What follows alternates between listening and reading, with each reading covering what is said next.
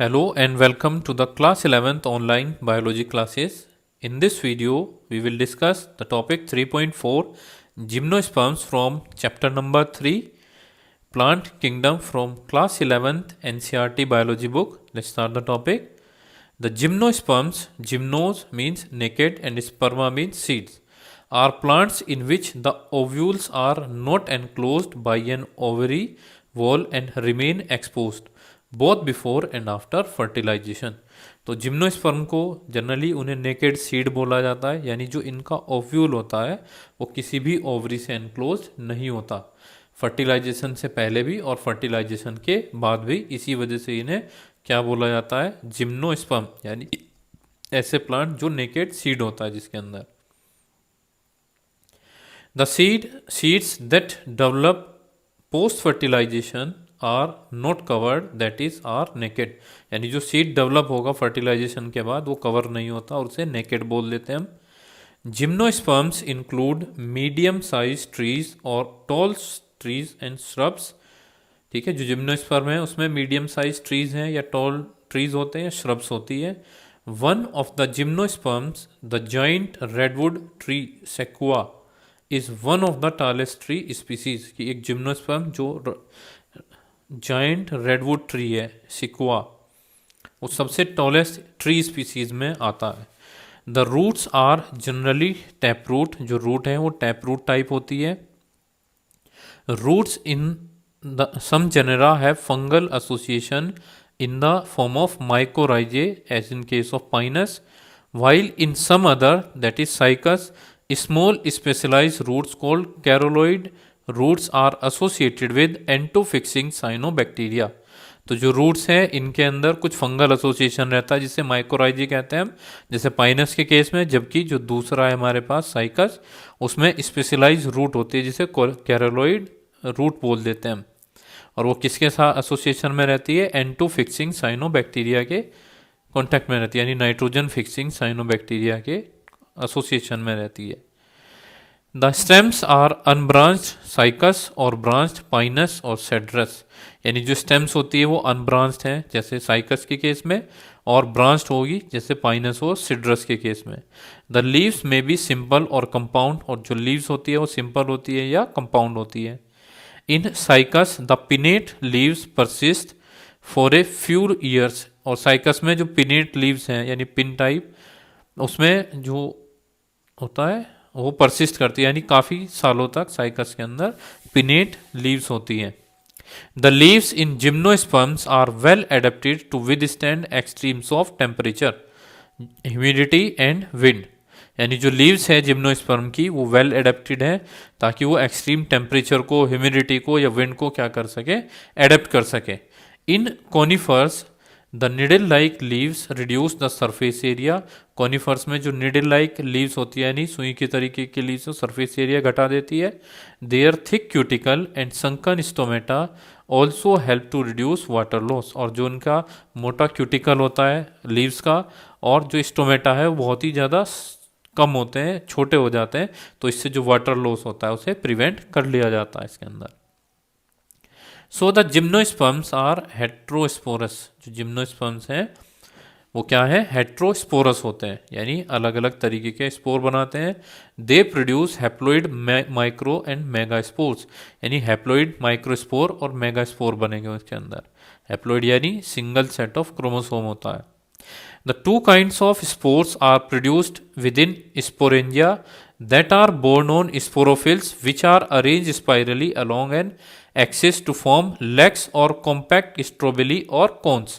जो जिम्नोस्पर्म्स हैं उन्हें हेट्रोस्पोरस बोला जाता है एक तो, और जो दो काइंड के स्पोर्स हैं वो प्रोड्यूस होते हैं किसमें, स्पोरेंजिया में, और कहाँ पे, जो स्पोरेंजिया कहाँ पे होते हैं, स्पोरोफिल्स के ऊपर। ठीक है, और कैसे अरेंज होते हैं वो, spirally along the axis to form lax and compact strobili or cones. वो क्या बना लेते हैं, एक स्ट्रक्चर बनाते हैं जिसे हम स्ट्रोबेली या कॉन्स बोल देते हैं। The strobili bearing micro sporophylls and micro sporangia are called micro sporangiate or male strobili. वो स्ट्रोबेली जिसके ऊपर माइक्रो स्पोरोफिल्स होते हैं या माइक्रो स्पोरेंजिया होता है, उसे हम क्या बोल देते हैं, माइक्रोस्पोरेंजिएट या मेल स्ट्रोबिली बोला जाता है वो। The microspores develop into a male gametophytic generation which is highly reduced and is confined to only a limited number of cells। यानी जो माइक्रोस्पोर्स होते हैं वो कहाँ पे डेवलप होते हैं, मेल गेमेटोफिटिक जनरेशन में, और जो क्या होते हैं हाईली रिड्यूस होते हैं और कन्फाइंड होते हैं सिर्फ लिमिटेड नंबर ऑफ सेल्स तक ही वो सीमित होते हैं। This reduce gametophyte is called a pollen grain, और इसी रिड्यूस गेमेटोफाइट को हम पोलन ग्रेन्स बोल देते हैं। The development of pollen grains take place within the microsporangia, और जो डेवलपमेंट है पोलन ग्रेन्स का वो कहाँ पे होता है, माइक्रोस्पोरेंजिया में होता है। The cones bearing megasporophylls with ovules और megasporangia are called macrosporangiate or female स्ट्रोबेली। यानी जो कोन्स जिसमें क्या बियर कर रहा है वो मैक्रोस्पोरोफिल्स ओव्यूल के साथ में, उसे मेगास्पोरेंजिया बोला जाता है, या उसे मैक्रोस्पोरेंजिएट या फीमेल स्ट्रोबेली बोलते हैं। ऊपर हमने अभी पढ़ा मेल स्ट्रोबेली के बारे में, जो क्या बनाएगा हमारा पोलन ग्रेन्स बनाने में रहता है, जो एक रिड्यूस गेमेटोफाइट माना जाता है। देन द मेल और फीमेल कोन्स और strobili may be borne on the same tree Pinus, कि जो मेल और फीमेल कोन्स है या स्ट्रोबेली वो दोनों एक ही प्लांट पे आते हैं पाइनस के केस में। However, in cycas, male cones and megasporophylls are born on different trees। जबकि साइकस के केस में जो मेल कोन्स हैं और जो मेगास्पोरोफिल्स हैं यानी फीमेल कोन्स, वो सब कहाँ पे होते हैं, अलग अलग ट्रीज पे प्रेजेंट होते हैं। The megaspore mother cell is differentiated from one of the cells of the nucleus, कि जो मेगास्पोर मदर सेल है वो डिफरेंशिएट होती है किससे, one of the cells of the nucellus. जो न्यूसेलस होता है उसकी एक सेल से मेगास्पोर मदर सेल डिफरेंशिएट होती है। The nucellus is protected by envelopes and the composite structure is called an ovule, और जो न्यूसेलस है वो प्रोटेक्ट होता है किससे, एनवलप से, और उस कंपोजिट स्ट्रक्चर को ओव्यूल बोला जाता है। ठीक है, उसे क्या बोल देते हैं, ओव्यूल कहते हैं। The ovules are borne on megasporophylls which may be clustered to form the female cones। और जो ovules हैं वो किसके ऊपर प्रेजेंट होते हैं, मेगास्पोरोफिल्स के ऊपर। ठीक है, जो क्लस्टर होके क्या बना लेते हैं, फीमेल कोन्स बना लेते हैं, यानी एक गुच्छा बना लेंगे और उसे क्या बोल देते हैं, female cones. The megaspore mother cell divides meiotically to form 4 megaspore, और जो मेगास्पोर मदर सेल है जो न्यूसेलस से डिफरेंशिएट हुई थी उसके अंदर अब म्योसिस होती है, और जो सेल डिवाइड होके क्या बना लेता है, 4 मेगास्पोर बनाता है। ठीक है, मेगास्पोर मदर सेल डिवाइड होगी म्योटिकली और एक सेल से कितने बनेंगे, 4 मेगास्पोर्स बन जाते हैं।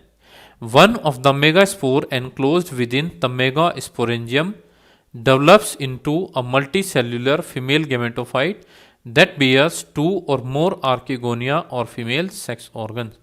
तो उसमें से जो एक मेगास्पोर है वो तो किस में एनक्लोज रहता है, विद इन मेगास्पोरेंजियम, और किस में डेवलप हो जाता है वो एक मल्टी सेल्यूलर फीमेल गेमेटोफाइट में, जिसके ऊपर 2 या 2 से ज़्यादा क्या होते हैं, आर्किगोनिया होते हैं या फीमेल सेक्स ऑर्गन बोल देते हैं इसे। ठीक है, the multi cellular female gametophyte is also retained with in megasporangium, और जो मल्टी सेल्यूलर फीमेल गेमेटोफाइट है वो कहाँ पर रह जाता है, वो भी मेगास्पोरेंजियम के अंदर रहता है, यानी multicellular female gametophyte. Then unlike bryophytes and pteridophytes in gymnosperms the male and female gametophytes do not have an independent free living existence. और जैसे ब्रायोफाइट और टेरिडोफाइट में होता है कि जो मेल और फीमेल गेमेटोफाइट है वो अलग अलग रह सकते हैं, तो जो जिम्नोस्पर्म होते हैं उसमें ऐसा नहीं होता।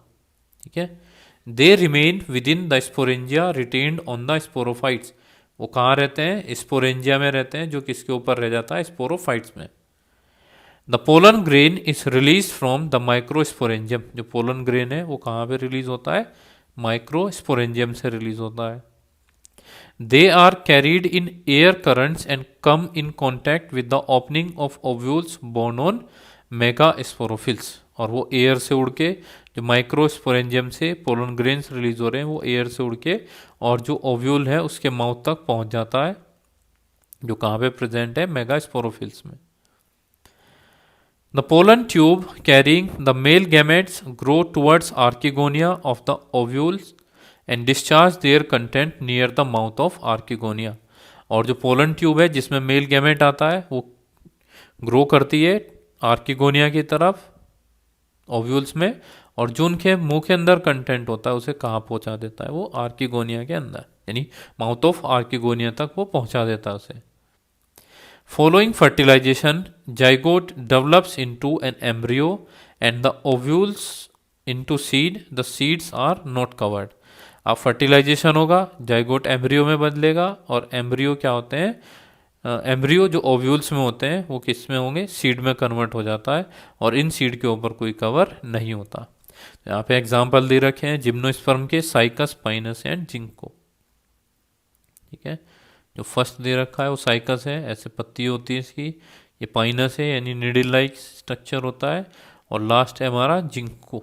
ठीक है, जिसमें ये ड्वार्फ शूट, लॉन्ग शूट और ये सीड वगैरह इस तरह से प्रेजेंट होते हैं, और नेकेड सीड होते हैं, इसलिए इन्हें जिम्नोस्पर्म बोला जाता है.